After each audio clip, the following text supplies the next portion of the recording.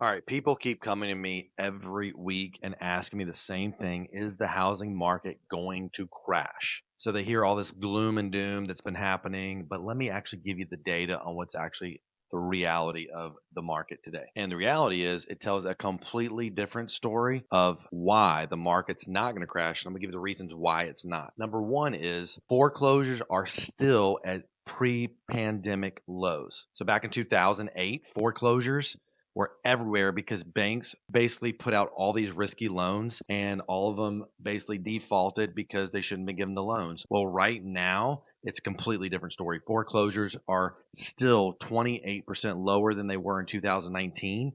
And that was before the pandemic boom started. So that's a huge difference between 2008. And in 2008, people were leaving their homes left and right. That's not happening today. Number two is that mortgage lending standards are still way stronger. Remember that scene in Big Short where he realized that they were actually giving free loans out to strippers that had no income, no verification? Well, that's not happening. Those loans are long gone. In the early 2000s, banks were basically handing out mortgages to people with shaky credit, not verifying income. That is not happening. The lending rules right now are way stricter, which means fewer risky loans, fewer defaults, and way less chance of a market collapse. Number three is that homeowners have way more equity than they did before. In 2008, a lot of buyers basically put nothing down and then would take out a home equity loan like it was free money or whatever. When prices dropped, they had nothing to fall back on. Fast forward today, and homeowners are sitting on records amount of equity, especially with the pandemic boom that we had in home prices.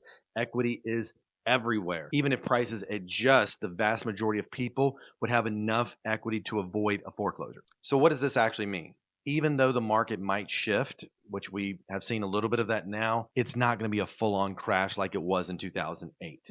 That's not going to happen. Prices could level out and demand might fluctuate, but the fundamentals are way stronger this time around. If you've been waiting for some like massive market collapse before buying, you might be waiting forever. So here's my question. Do you have a friend that's got a conspiracy theorist uncle who won't stop yelling about a housing crash? Send them this video and let's set the record straight. DM me a message if you think I'm wrong.